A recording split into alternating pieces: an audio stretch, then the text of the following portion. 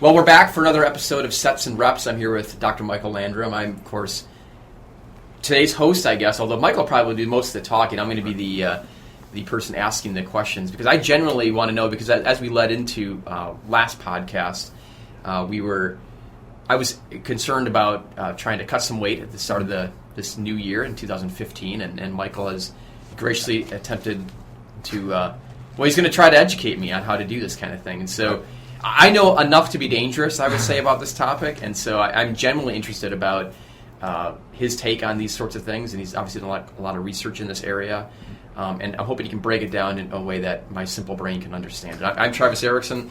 We're here at Appalachian State University, and we're at the end of the academic semester, I should say, for 2014. Got all your grades in, Travis? I do not have all my grades in. They're not due until 1 o'clock on Monday, so that's when they'll be done. Oh, I was lucky I finished all mine up yesterday and submitted them all, so glad to have the weekend free. It's actually a little bit weird, sitting around feeling like there's something you're supposed to do, but no, I think we're okay.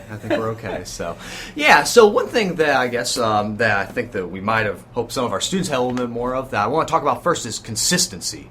Because to me, that was one of the first things that I really saw coming up through teaching and through just my own athletic life and personal life and all that was lack of consistency of diet, where it would vary so much day to day. Yep. Where the typical cross country runner in high school thinking, "Oh, I eat so much," and that might be very true on a given day. I eat a large pizza by myself. Sure, that's a lot of calories right there. But then maybe the next day I'm only eating 800, 1,200 calories because I'm still full from the fat and from the carbohydrates just sitting in my stomach. So that's one thing that I noticed a lot of times when I was at the community college teaching with the weight training classes. We would do a little bit of this because everybody's, "Oh, coach, can't gain weight. I eat all day, everything I can get my hands on." It's like, you probably don't. I used to think the same thing, but it's more often than not the first place to look for problems. So day in, day out, because there's a phrase that I'm not even sure where I heard it from originally, but I like to use it, saying that you can't out-train a poor diet. Okay. So no matter how hard you're hitting it in the gym, that's the easy place, right? That's where you're getting that instant gratification, getting the pump, and who doesn't like that? I think Arnold told us more than we need to know about that one.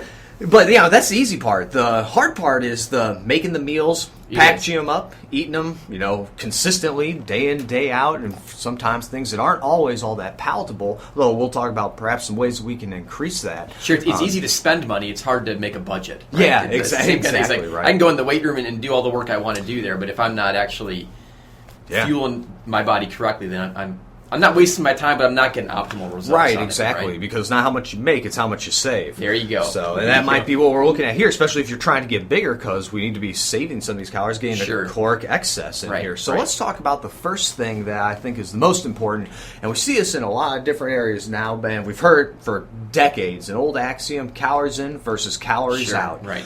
But really, we can't go beyond that, because that's what constrains all of our future considerations. So you got to figure out the amount of calories you need every day just to pretty much maintain body weight. And then we can add in other things beyond that. Right. So that's, as I've seen it depicted, then that's kind of the base of the pyramid, if you will, right? That's the foundation, is that we've got to begin with a caloric deficit or a caloric surplus, essentially, or having a break-even amount, right? Exactly. Yeah. Depending on what you need. So, if you want to be losing weight, you got to have a deficit of calories where you're either using more or consuming less than you need. Right. If you're going to be staying the same, a eucaloric, where you're taking the same amount of calories as you need to maintain and whatever. Right. And then a hypercaloric balance is where you're taking in more calories or burning less, but usually you want to be burning a fair amount, because in these kind of diets, you're trying to probably gain muscle as opposed to just gain body mass. Right. So in the form of usually adipose tissue in that case.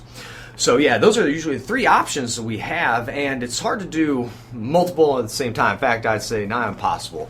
We can see some weird instances of people that can build muscle and lose fat in maybe teenage males that haven't really trained for. Usually a commonality is that it's a low training age, haven't really done much, so their body's going to respond really well in the beginning. I'm not young anymore. That's not going to happen to me. Yeah, but we also see a lot of people that once they start changing around their diet a little bit, then they can get more out of their workouts. So you can see a little bit there. there too. We do see it in some older people who either, we get people in their 40s and 50s who haven't actually done physical activity since it was mandated back in high school, so 20, 30 years ago. Right. So they might respond pretty well to this sort of thing too. Not a magic bullet by any means. When I say respond well, we're saying that some of this fat loss can occur simultaneous to muscle gain, but it's not going to be very much in the grand scheme of things. So this will probably only last for a week or two. Like, this isn't something that you can sustain. Right. Of course, there is another option, I suppose, similar to the teenage male, where you can have some take all sorts of drugs. Yeah, exogenous substances that can help you out with this to an extent. So increasing the turnover of protein. And we should probably preface this by saying that our discussion will be regarding natural athletes, I suppose. Without anything. I don't think you're on testosterone replacement therapy yet. Not yet. So. I'm not quite at that age. No. Someday, though, I think we'll see how it goes in the future. But a lot of us might be on it soon enough. That may be true, right? Yep. All right, so that's the first thing, the calories that you got to figure out. Now, of course, there's many ways. We're lucky to be here in an academic setting, so we have access to metabolic carts and all that. So we can get a pretty good idea of an estimation of the amount of calories you need through resting metabolic rate. And we can do some other equations-based approaches that are pretty accurate, but we'll see if there's some variation in there of a couple hundred calories usually. Now, what about the people that don't have access to these sort of things? Or are just too lazy to do it, like me? Yeah, it takes about 15, 30 minutes to do some of these tests. They aren't all that much fun. You have to sit with either a mask or a bag over your head. I don't know if you've seen the spaceman helmet from some of these. I've witnessed that resting metabolic rate things, and I don't want to do it. I don't want to do it. So I think that an equation would be a good way to start, because for people, let's just say, that have no clue about how many calories, what a calorie is, or how to even quantify them, I think that's good for a lot of folks just to get an idea about it, just a number to shoot for. So that way you can be ballparking it generally throughout the day. And for a lot of people, you're going to get close enough on that just because of the variation of activity. Someday you're doing a little bit more, a little bit less. And for most folks, just tightening that up a little bit, it doesn't have to be dead on with the calories. We can have a couple hundred calorie variation. You're not going to make progress as quickly as if you dialed it in, but it's going to be at least more directed progress than it was otherwise when it was just a hodgepodge of high caloric and low caloric and medium caloric days. That's how I am. It's like some days, I feel really hungry today. I'm just going to eat a lot of food today. And the next day I'm like, I feel like a salad kind of thing, right? And a lot of times that's a lead-in from the last couple of days of what you've been doing, how much fiber you've eaten, how much fat you've been eating, carbohydrates, and the types and things like that. It's good you say that because, again, I don't know a ton about nutrition. Obviously, I've been involved in exercise science for a while, so I've kind of, like I said, I know enough to be dangerous. And one thing I do understand is that we think in 24-hour cycles. It's like, today's Wednesday, today's Thursday. But our body doesn't really work that way. Our body is going to kind of, things that happened a couple of days ago are still going to be influenced what we're doing today. And it could be a result of a lifting program where, boy, I'm really sore today, and I lifted 2 days ago. Why is that? But you're saying it's the same thing with nutrition, then? Yeah, right? To an extent. We see this a lot. People will also major in the minors with micronutrients, vitamins, minerals, phytonutrients, supplements like that, where some of these are fat-soluble. They're going to be in your system for days, if not longer, weeks.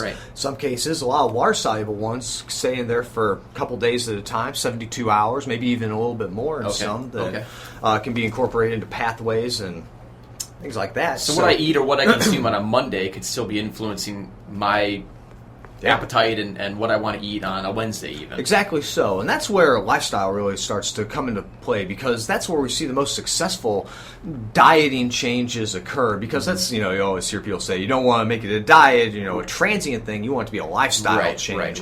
And that is the best way to get these sustained, prolonged changes that will impact your physique and the way that you're able to perform in the gym and all that. So lifestyle is also going to include a lot of other things, just the ease of use for not only your meal timing, which is often something people talk about, but then how well you can go about tracking these changes. Because obviously I'm going to be engaging in something that's a lot different than what I'm used to doing, and so it can't be so onerous that I don't want to do it. I've got to make it kind of fit in my own lifestyle, I suppose, is what you're saying. And that's why I think smaller changes are a good way to ease into it. So I said, again, that roundabout idea about the number of calories that you need, so those resting metabolic equations, they just tell you how many calories you need at rest. And then, as I alluded to, your daily physical activity is probably going to vary a little bit. So you add that in, and then that gives you a total, 1,500 plus another 500 for exercise, 2,000 total.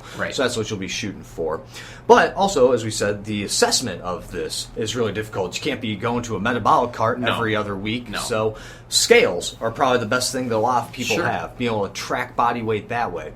Now, one thing about them is you always want to be trying to measure yourself, your body weight, on very consistent circumstances, usually in the morning after you void, so that way you're about the same level of dehydrated, same amount of haven't had breakfast yet, right, anything like that, so you don't have a lot of variation in the food stuff that you eat to influence your body mass.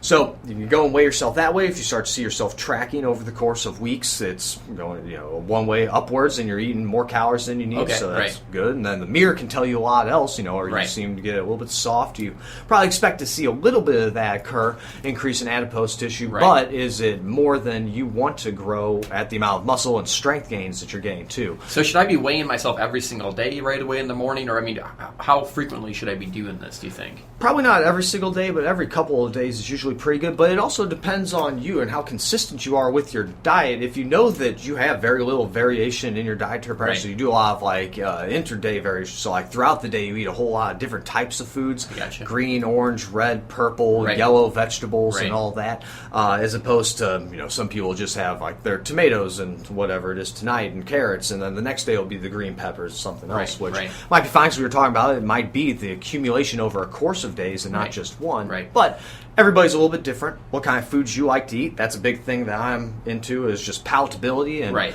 people aren't going to adhere to this if it's something that I really don't like how any of this food tastes. So essentially so if I'm tracking my weight and I weigh myself every other day or every third day or something like that, if my weight goes up on a Wednesday compared to where it was on a Monday, I don't necessarily need to freak out about that, because it could just be due to some variations in the way I'm eating or my physical activity, that kind of thing. So how many days should I look at to kind of get an idea of what the actual trend is? I'd go about every third day is probably pretty good. You probably don't need any more than that. Water variations will occur over a course of a day or so, a day or two, 3 maybe. So you'll probably be able to take a lot of that variation out, so long as you are consuming about the same amount of water. But meal variation can influence the amount of salt in your system, and those salts can change the amount of water retention you have. As well, you could be changing, you go out hiking one of those days, so you're drinking a lot more water. You could potentially suppress some like aldosterone hormones. That usually takes a lot of water, like gallons of water over the course of a couple days, but maybe you're just really sensitive to that. We're all different like each other, so we all have these little idiosyncrasies that make us respond differently to these things. So that's why it's usually a lot of trial and errors you lead into it. So for somebody who's probably trying to get better and better physique shape for summer, now's a great time to start. So you can kind of work out these kinks, see how you respond to increase the amount of water in your diet as you slowly wean off of beer or something like that. Or something that has a lot of calories that aren't really helping you towards whatever your goal is, as you start to shift to more vegetables and things like that slowly over the course of time. So it's not just a night and day change from one day to the next. It's going to be a transition into this, so you can find some foods that you like, some meals that you like making, and things that will work with your lifestyle. How many meals a day can you eat? We're at the end of the semester right now, so our schedules are about to just get flipped upside down, and then they'll get changed again in the spring to a new schedule. So the meals you could be eating here in the fall might be very different from the ones in the spring. You can take this transition time to start moving into that new phase of how your lifestyle is going to be working around your diet.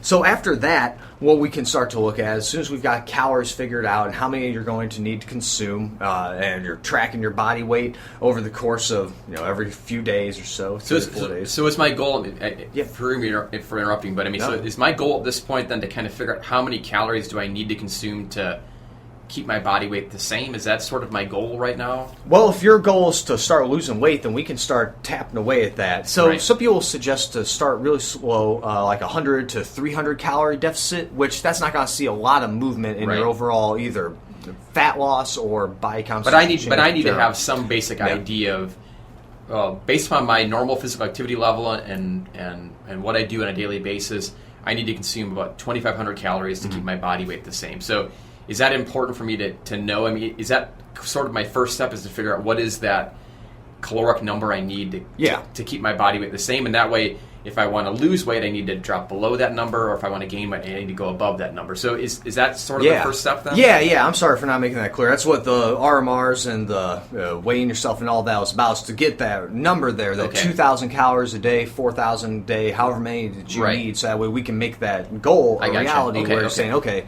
next I want to lose weight. So we start with that 2,000 number, and then we're going to reduce the amount of calories that you're eating, or we could also just increase the training volume. Yep. So now, given age restraints and all of that, maybe we can't increase, training volume so much. Saying I'm old? You saying I can't do anything anymore? Not that, but oftentimes older athletes do really well to increase frequency as opposed to volume within a training period. Sure. So that might be a way to go about too. Or I know that you're, a previously very accomplished sprinter, so I think that maybe more of those high intensity days where we can get a large caloric deficit created might be a good thing too. Right. As well, it's going to be good for your cardiovascular system. Something else that. So you're saying it kind of depends upon the person. Like, what is it? Are they really into working out? Can they handle increasing the volume of their exercises in order to create that caloric deficit, or are they better served by addressing it more through nutritional approaches? So they definitely work. The two approaches of exercise and nutrition work a lot better together. Right. But there's going to be a lot of people that it's hard to get them to go for a walk around the block after dinner with the dogs or the kids or whatever. But other people that it's going to be hard to keep them out of the gym, off the track, or what have you. So tailoring it to them, once again, it's what do they like to do? I mean, there's a lot of different ways to stimulate muscle growth that are a little bit more aerobic in nature, higher reps and sets, and just you can modulate the intensity of the weights being used to help really match that. But you're saying that the ideal approach would be to do both. If I'm trying to lose weight, essentially, then my best option would be to decrease my calories that I'm consuming and also increase my activity. And so do both of those things at a modest level, because combined then the results are more substantial. Because usually what happens is as you get these reductions in calories, then you're going to have nutrient reductions. So you're necessarily not going to be gaining as many carbohydrates, some micronutrients, proteins, fats, and that's going to make it hard for you to recover from those workouts. So we can't have you overreach so much in your training that you're not going to be able to recover and that you're not going to be able to do the next workout. Or I may just not have the energy or feel motivated to really work out if I'm hungry or I just feel fatigued or weak, essentially. And for a lot of people, we were just talking about that Weight Watchers commercial. I mean, when you lose that motivation and then you do start to get broken down mentally a little bit, it's easy to start lapsing into these other things where you do start to eat foods you shouldn't be or eat too much. As we were just talking about the overall amount of calories. So, if you get into a little slump here where something that I can't prove but kind of believe is your body kind of knows that it needs some things at different times and you want them because of that. I think pregnant women might be a really good example of that sort of thing. But like if you know that you're restricting carbohydrates, a lot of times you'll see that people start to crave them more. Now there's some processes that are going on in the brain that could be linked to things that are akin to withdrawal symptoms, if you will. But that goes, I think, a little bit beyond the scope of this. But just saying, it's you want it to be able to fit into people's lifestyle so they don't feel like they're really having to adjust themselves to this new thing. You want it to be a slower transition. Some people might really like that. It's a new day, it's a new approach, and we're really going to change it all. A lot of people can't handle that after they've been set in their ways. Ease into it, Yeah, exactly. So how do I do this? So let's kind of sequentially going through this in my own head. So I figured out roughly how many calories I need to consume, over the course of several days or whatever. I figure out what my body weight stabilizes at. So how am I tracking calories? So I'm using my RMR calculations. How am I getting at that actual caloric number though for myself? I mean, am I using the calculations? Am I using the scale to figure stuff out? But should I be tracking like how many calories I'm consuming in my diet? I mean, how do I go about doing that? Yeah, that'll be the next step. So there's a lot of different ways you can do this. So after you know what you need, now figure out how much you're getting. So that way if you're oscillating or you're too much. I got you. And you've probably seen indications of this on the scale previously, and that might be why you're deciding to make this change because you've seen that slow creep. A pound a year or something like that. And well now it's time to do something. So so the next thing is to figure out how much you're eating. Now, there's actually a lot of really good applications you can have for mobile devices that you can use online on computers. You're probably the only person I know who says applications. Everyone says apps. You say applications. I guess I'm far too old for this new media stuff already. So what are some of these applications I can use, Dr. Landrum? You just lost a viewer. So I don't know what if MyFitnessPal, I think, is one. Is FitMate? That's just that company or is that Fitbit? I make those things. Fitbits make the right. I think FitMate is the thing by Cosmed that you can do to track those. But there's a lot. Just search for them online. I don't really use many of them myself. Right. I kind of do all this on Excel spreadsheets just because I use that for teaching purposes in class, so it's just easier to keep on using it. So you record what you eat, and then you just look at the label? And to an extent, yeah, but there's other ways you can kind of ballpark it. You can find a lot of things online already, like Food Network's website, where they tell you the calories and the breakdown of these things, so you can find similar things to what you make, get close to it. Tracking calories from what you're actually putting in is, of course, going to be the most specific way, but that gets to be pretty tedious for a lot of people. Now, there's ways around. Like I said, a lot of these apps, what you can do is just scan the barcodes, scan different labels on them. I got you. And then that just reads it. Okay, that's this thing, and it's worth this many. Type in how much of it you're eating, and then it does it all for you. So there's a lot of ways you can circumvent that and get it to ease of use. And really, I think that helps a lot of people. So you kind of have to have some idea of how many calories you're eating. But like I said, the scale's your friend here too, where you can see, okay, am I gaining weight, losing weight, staying the same? So if you know that you're staying the same, then what you're eating is probably pretty close to what you need. So you may not have to change that much. Now, maybe we want to talk about food composition, what the macronutrients are you're consuming, because there's a lot of research that starts to show that actually matters quite a bit also. You can't just eat a diet 100% fat or 100% carbohydrate. So this is our next step up, correct? So our baseline level is the calories we're consuming, and then the next level is what you're saying is macronutrients. Yeah. Now, do we address everything we need to, and how we figure this out? So it is kind of a slow process. What I like to do is figure out different meals that I can kind of insert in there. Do I need 5, 6, 8, 9, 1,000 calories for different things? I usually try to eat too much more than 1,000 calories at a time, mostly because of the individual macronutrients. There's some evidence that shows if you eat more than certain amounts per pound or kilogram of body weight, that it's like filling up your gas tank. So if I need to drive back home to St. Louis and it takes 20 gallons, my car only has a 10-gallon tank, I'm not going to sit at the pump here in Boone and put 20 gallons into there. You can't fit it. The other 10 are going to go on the ground. I guess in our buys, we kind of put it places that keep us from seeing the ground afterwards. Yeah, not bad on a Saturday morning. Pretty clever. Not bad for a Saturday. So, so that's kind of what we got to figure out there, is whether or not these are matching. So if you've watched the scale for a little bit and see these trends occurring or not, I guess, as you're not moving up or down, then you kind of know where it is. So then we can go into the next thing is, what's the makeup of these different food things? So this is where we start making substitutions, subtractions, additions, and all that, where we change a little bit of what you're eating. And so some of it might be really easy, like eating real high caloric beers or something like that a lot of times, especially seasonal ones that have a lot of flavorings in them. Things like that could just be sugars that they use as they ferment that are adding to a lot of that. So that might be one thing that you could at least reduce the amount of, and then make up, there's your 300 calories right there, almost 500 in some cases if you're drinking something real heavy, or maybe you're just drinking a couple of them or something like that. So that might be an easy way to make that change, and then you just start seeing how it goes. Now, there's probably ways to optimize the rest of your diet for your goals, but small changes are easy changes, so those are ways I think we should start, especially so far out.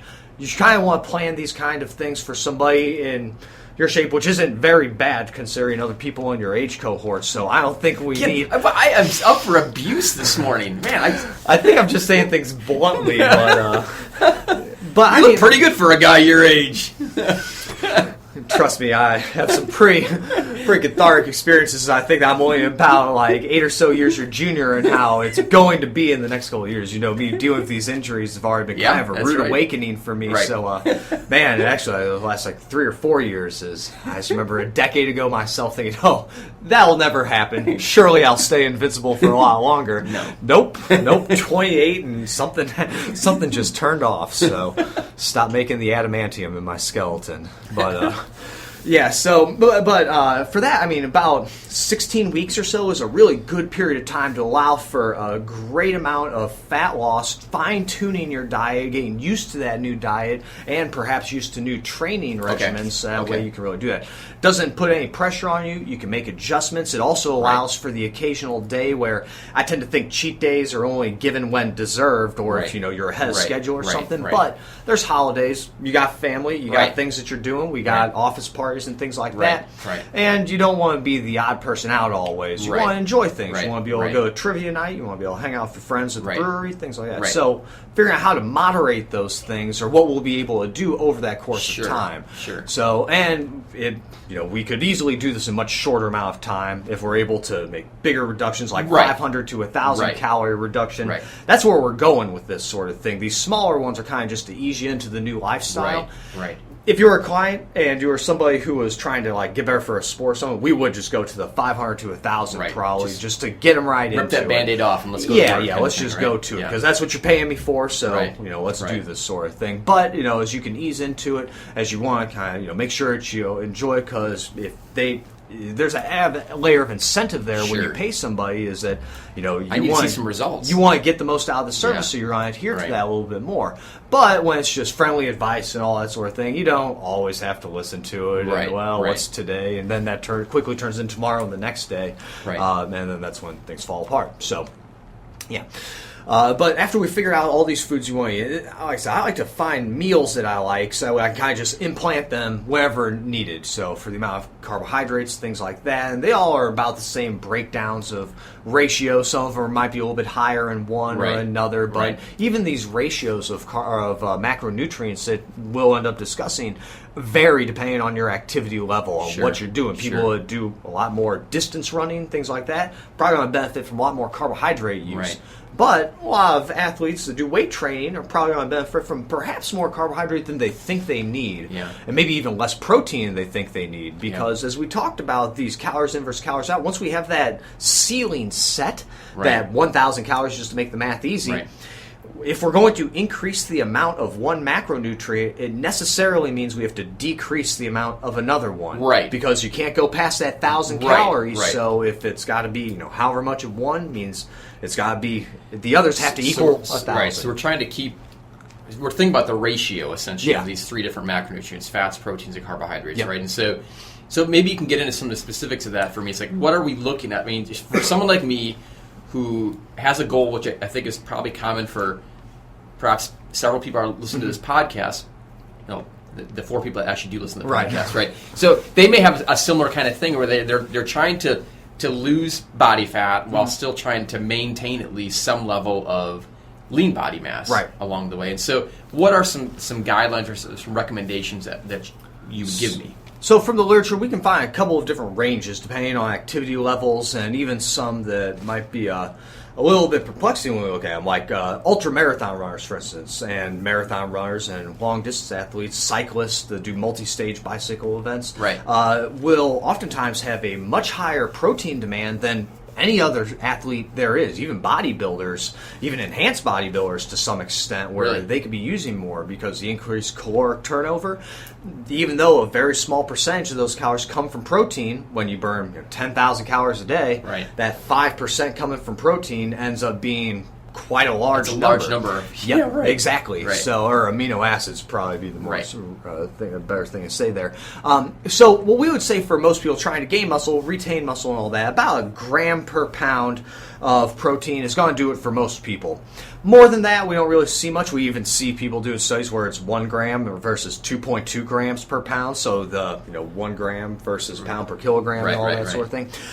Trying to figure out, is it better to do that? Because that's where I think a lot of the confusion comes from. Is you see some people kind of transpose kilograms to pounds. Right. And Yes. So you get some recommendations are 0.5 gram to 3.5 grams, and it seems like there's nothing. You won't hurt yourself unless you're going over 4+ grams, but that's also when you're getting like 600+ grams of protein a day. So good luck, Right. I guess. I mean, if you can do that not gonna without feel drinking good, like right. a half a tub of protein Right. powder, then Right. I mean, Right. yeah. So it's if you're trying to eat like real food sources for this, which are going to fill you up longer, liquid is going to empty your Right. stomach a lot Right. more rapidly Right. than whole Right. foods do. So you're probably not going to be able to prevent those hunger pangs. And So if I'm looking at, situations. I'm about 180, so that means I'm looking at about 180 grams of protein a day, Yeah, essentially, about. right? And we know that there's roughly 4 calories per gram, right, Yep. for protein, right? So in essence, I'm starting to kind of build a little bit of what I'm going to need to consume from carbohydrates and fats based upon the fact that I need to have that many calories from Yeah. protein. Yeah, so that would be about 720 calories right there. So that's the beginning of it. Right. So now that chunk of calories is accounted for. Right. So if let's say, for example, we know, and I'm just, again, kind of picking an easy number. Let's say we know that I need to consume 2,000 calories a day to maintain my body weight. Yep. So if I'm going to reduce my body weight, then you're suggesting then my caloric number should go from 2,000 to what then, would you say? We'll go about 1,500. Let's call it that. About 500. So I'm going to drop 500. So now I'm down to 1,500 calories. Mm-hmm. And now we know that of those 1,500 calories, would you say 700 and some need to be 720 about, need to be protein, essentially? Thereabouts, yeah. So, of course, you can kind of round it. It doesn't have to be exactly that much because you might find that doesn't fit your lifestyle. You don't like eating that much meat, or you like eating a little bit more. But like you said, more or less of that is going to necessarily roughly where I'm going to need to be. More or less, yeah, roughly. So as long as you're close to that, then that should satisfy your demands to help maintain lean body mass, especially while you're doing this. Now, you might be able to bump it up a little bit. Some people do better with that sort of thing. I know I personally seem to do a little bit better with a little more protein, but not much, like about the 1.2 grams area. So again, this is going to go back to the trial and error kind of process of see how do I feel and how is my weight doing and how do I look, that kind of thing, right? Yeah, because maybe you don't like eating so much of these foods, or you know, you like eating more of others, or whatever it is. But I need to be somewhat close to that, is what you're saying. Yep, exactly. Yeah, somewhat close to that. And then the next thing that we're going to talk about is carbohydrates. So that's probably the next most important. That's what's going to help you get through your workouts. It's going to help keep you alert, feed your nervous system. Glycogen is probably the most highly correlated thing to fatigue. So we know that if we start depleting that, which if you're not getting as many carbohydrates in your diet, that might be an eventuality. Right. I'm going to have problems exercising and doing anything. Yeah, pretty much. You'll be real lethargic, probably pretty grumpy. And all that. My students aren't going to like me. Right. Well, they don't already like me. Anyway. No, if we need to worry about that. Sorry.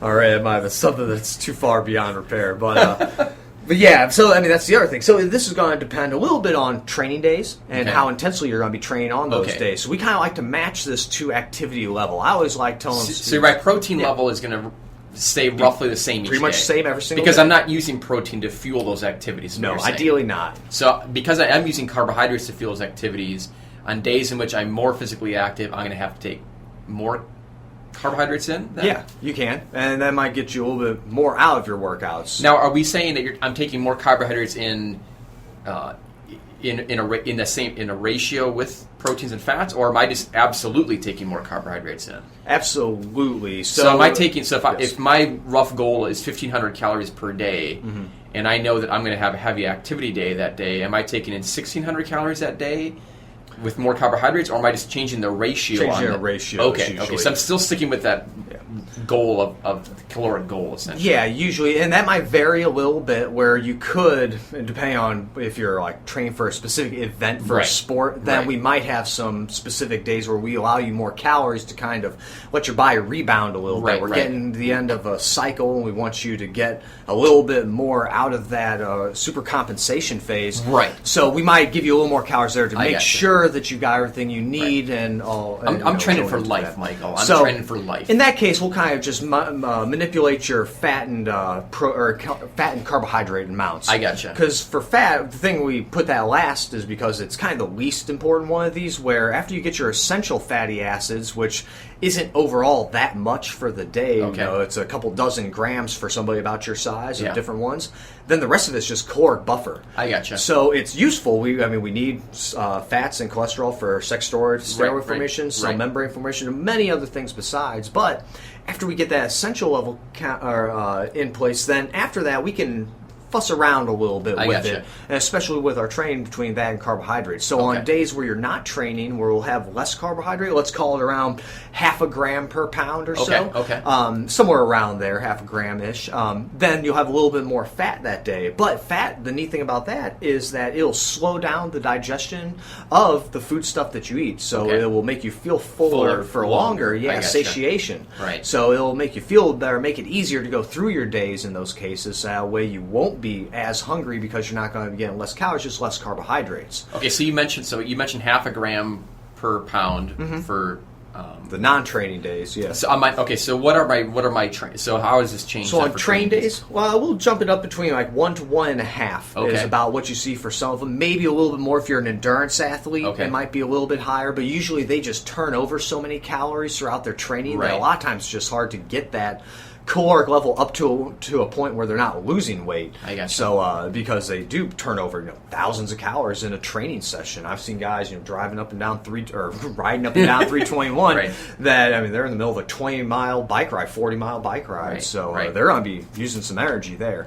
All right. So in my head, then, so I've got protein 1 gram per pound. Mm-hmm. Carbohydrates on days that I'm not training about 0.5 gram per pound, and on days that I am training relatively hard, I'm going to look at 1 to 1.5 gram per pound. Yep, that's about right. And then, so whatever's left over so when I add those values together, the calories I'm achieving from protein, the calories I'm achieving from protein, and again, from carbohydrates, we're looking at, again, 4 calories per gram, so same thing as protein. Once I've added those two values together for that given day, whatever's left over is fat then? Yep, pretty much. Yep. That's not too hard. No, not really. And then, like I said, the way I kind of approach it in class is think about what are you about to do in the next 3 to 5 hours for activity. If you're about to exercise, then you can start to switch over to more carbohydrates beforehand. So when you're ready to fuel activity, you're probably already pretty good on muscle glycogen, liver glycogen for most people. Most Western diets tend to promote carbohydrate retention. All right, so are you getting into the third tier here? So are we getting into nutrient timing? We can stick on this one a little bit longer, but that is the next step then. This is about where we ended for most people, most lay people, especially people that aren't very interested in a lot of exercise training. This is going to take them very far. They'll be able to get really close to what their goals are, unless, of course, their goals are inappropriate, like trying to get to 3% body fat, which I think that there is some misconception. I've definitely had people say this. So how do you get to 0% body fat? I heard some announcer on a sports show, said that this guy's in that good a shape. How do I do that? I'm like, well, you die. It's kind of it. Because as you get below about 3, things start to get a little bit weird with your body. You get membrane breakdown, problems, all sorts. But so around there, of course, is inappropriate. But into the perhaps middle teens, which I think a lot of people will be happy with that. You see a couple top abs for males, probably, and even into the lower teens, depending on how diligent you are with your diet, because that's a lot of consistency. The less of those, the cheat days and all that sort of thing, then the more you can dial in your diet, because as you get closer, get closer to your goals, you're going to see that you have less leeway to, mess around. I see. Because the more variation you have as you get closer to it. So as you have a lot of adipose tissue to lose, basically, that's why things like intermittent fasting, which kind of just create a caloric deficit and don't worry about the macronutrients as much. Some definitely do, but that's great for them. But if you are pretty lean already, the 14, 15% level, that's not going to take into consideration the other factors that might be promoting that sort of thing. When we look at these macronutrients, and then we can even go into sub-fractions of these percentages for how much. So proteins, we'll start about complete proteins. Carbohydrates, usually it's between simple and complex. Simple ones are going to be more be able to absorb into your bloodstream more rapidly, pretty much immediate energy. Your Gatorades, things like that. Cereals is something that you see some people eat. And then, so that'd be good for activity area time. But then complex ones will take longer to digest. That'll be better for other times where you might need some energy, but you're not doing anything too crazy. So low intensity activity, things of that sort. So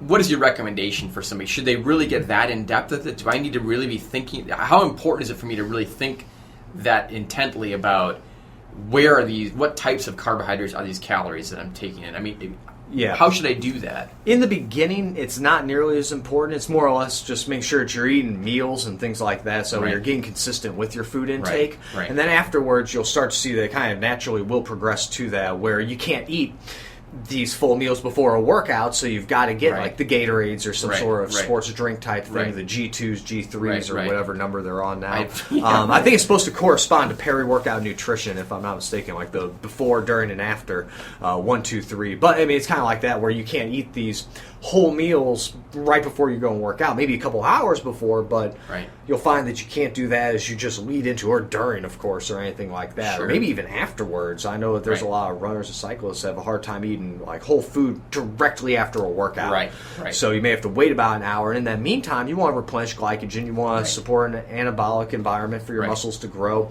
So you want to be able to give them easy to access energy Sports there. gels and gummies, things and like that. Right? Yeah, but I mean, you probably don't have to go that in depth into it. I mean, things like Gatorade really do work pretty well for the most part. Right. So those kind of simple carbohydrate drinks are a really good way to start. Sure. So you don't have to go like crazy overboard on supplements or anything like that. Because if your diet isn't in order, the supplements don't make all that much sense. Because if you don't know how you respond to a normal diet with routine training, then how are you going to know what that supplement is adding on to that? Right. Because maybe it doesn't do anything, and that's just how you respond to getting your diet in shape and in order. And it reminds me of a quote I heard once at a strength and conditioning conference in which the presenter was not an American, and he was talking about nutrition and supplement use for Americans in general, and just made the statement that I think that most people would agree with, that Americans have the most expensive urine in the world. I've heard that talking about pharmaceuticals also. But I think so. And that's kind of the thing is,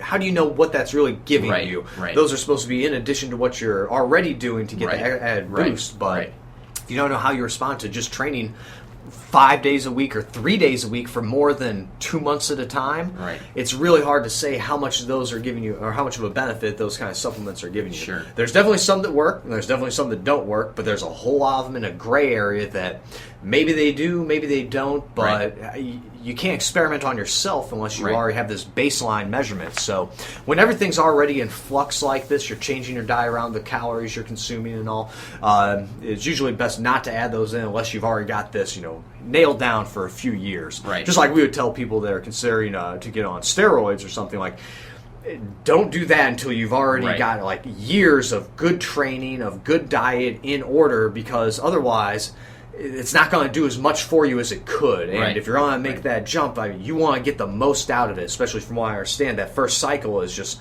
that's going to be the best you're going to have.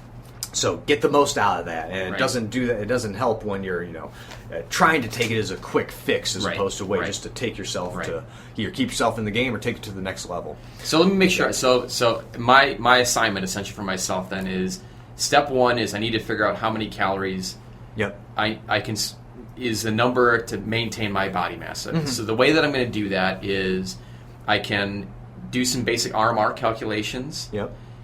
I can track my body weight on a scale. And then once I've kind of established that number, so then I'm looking at trying to create, you're saying like about a 500 calorie deficit for myself. Yeah. That'd be reasonable. You think I could do that? Okay, so then based upon that 500 calorie deficit that I'm going to try to achieve, my protein requirement is going to be 1 gram per pound of body mass.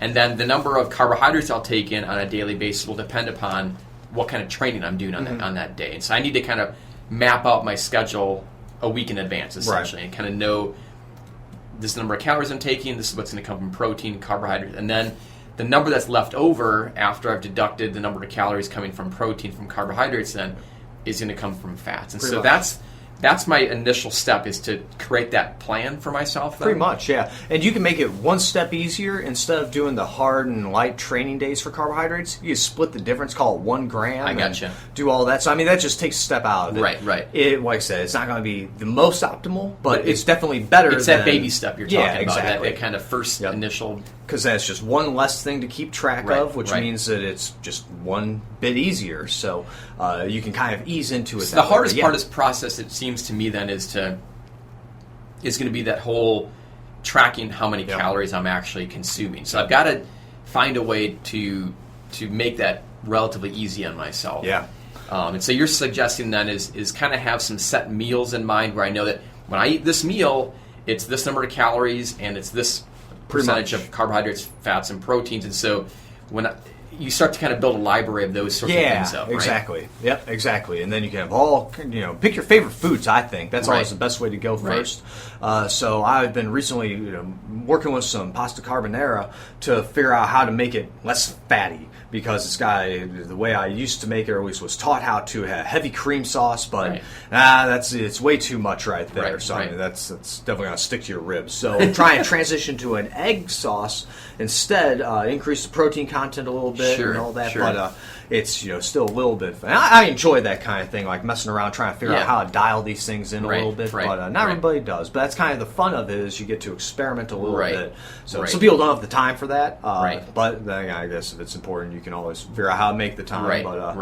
But people do have. I don't have kids, so that's a giant time. I hear about this, and I suppose it's the idea of if you want to build a bridge. Yep. If you kind of come into the process halfway in, it seems so overwhelmingly complicated. There's no way you can understand how somebody does it. Mm-hmm. And so it's like when I see people that they know in advance how many calories they're going to take in every day, and they make their meals all for the whole week on like a Sunday. Yeah.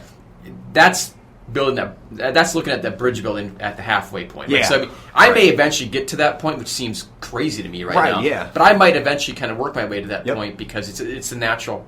It could be the natural progression for the way that I choose to achieve this, right? Exactly, yeah. And a lot of people do, because it just gets easier that way to make meals at one time or a couple times. Right. I mean, a lot of it's lifestyle, though, too. If you got the time every day and that's something you enjoy, is making your meals and all that. And knowing exactly, like you kind of mentioned nutrient timing, and saying, it's like, okay, well, I know that I work out at noon on Tuesdays, so that means at 10 o'clock I need to eat blah, blah, blah. And exactly. At 1 o'clock I need to eat something. And so I start to build those layers on top of it. But you're saying that the most straightforward, basic way to start with this is kind of what we just described. And so start with that and kind of see how that works for me then? Yeah, start there, and then as you get comfortable with it, then you're probably going to start noticing results pretty quickly. We find a lot of people, pretty much the most common thing that people need to do when they start changing their diets to reach those macronutrients, eat a lot more vegetables, eat a little bit less dairy, although I like dairy a whole lot. So, but you got to be careful, because it's got a lot of fat in it usually. So, because I'm more of a whole dairy type stuff. So you just got to be careful with your overall calories in those cases.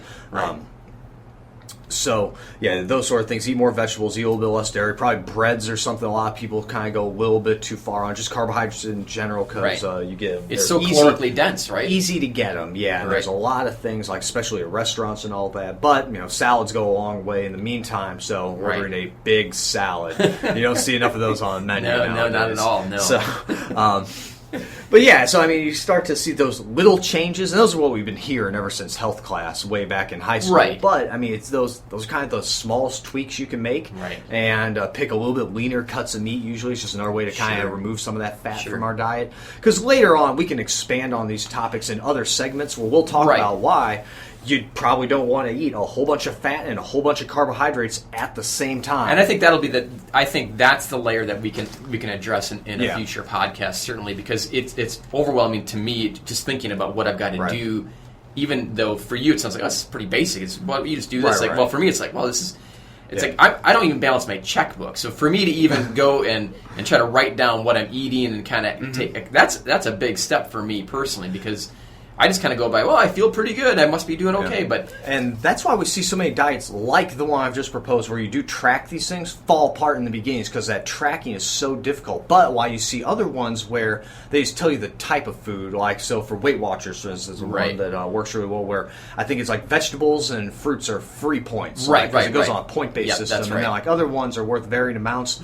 Someone behind the scenes has kind of calculated out how much of these things are there, and whatever their internal checks are, it's worth 4.5, 5 points, however, and then you get a set amount of points per day. But that kind of incentivizes you to go towards eat the salad in the beginning, get the side of whatever vegetable as opposed to this other one. I mean, like I said, those apps that you got on your mobile cellular telephone. Yeah, those big giant things with the big antennas on them. Right, and I think it has like a little suitcase you got to carry along with it and plug into. And the battery will last about a half an hour, right? Oh man, just old enough to remember it. But yeah, I mean, those sort of things also help too. Like I said, I've seen the barcode scanners and all that just takes that step out for you, so it's no harder than just pointing at something. I have one of those smartphones. Maybe I'll look into something like that. So, I mean, there's a lot of free ones. Presumably there's a trade-off between your personal information and the services they provide. But and I wouldn't be surprised if there aren't some paid ones that offer just a range of tools and things that are really, really useful for this, and basically take all the work out of it. That's what I want. I want to have no work. I want to lay in a bed and have someone just feed me and then exercise my arms and legs, and then when I need to get up and do things, I'll just do that. They don't do that. I don't think those apps so. don't actually do that for me. That sounds like a cyberpunk novel waiting to be written right there. Does, yeah. Something like that, little nanobots inside your muscles. That's right. Yeah, just do it all for me. I just want to be a third-person spectator on my own life. Just watch what I'm doing. We aren't quite at that point yet. Okay. Well, I don't know. Maybe that's true. You go catfish people, and then we'll get people where you. Well, this has been very helpful for me. Yeah. And I don't know if there's other things you want to add in and kind of encourage me about, but well, this basic start of the process is it's kind of what I knew I had to do, but it helps to have you tell me it's like no, that's what you do. Yeah, so like we were saying, the most important thing is just overall calories. After that, we can start to get more specific with the macronutrients, and then after that, and usually more for our athletes or where they're concerned, and for people trying to make extreme reductions in calories, we can start to worry about nutrient timing. So that way we can get them the nutrients that they can have for the day, because it's going to be a greatly reduced amount for when it matters the most. Before activity, maybe even before bed or in the morning. Right. But a lot of that ends up having to do with lifestyle and what you're trying to get out of this diet, whether it's just to improve aesthetics or improve performance or both. All of these have a slightly different avenue that we can go down. And like I alluded to earlier, that's where we start to get particular with the macronutrients and the actual percentages and ratios between them. We outline some pretty good generalities of just absolute terms of grams per pound and all of that. But all of that, like I said, can change and vary based on the individual and the individual goals. Well, it's great, Michael. Thank you very much. No problem. Thanks, Travis.